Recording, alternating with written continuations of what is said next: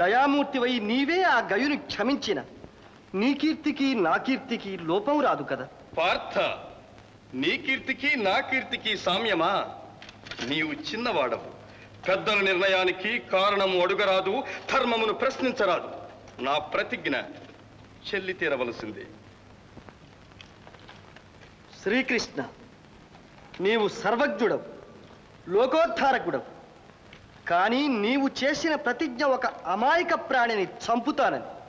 దీనికి లోకం నిన్ను హర్షించగలదనుకుంటున్నావా? నన్ను లోకం హర్షించునో లేదో అర్జున, ముందు నీ విషయం ఆలోచించుకో. ఉపకారంబులు చేసినాడ కదా,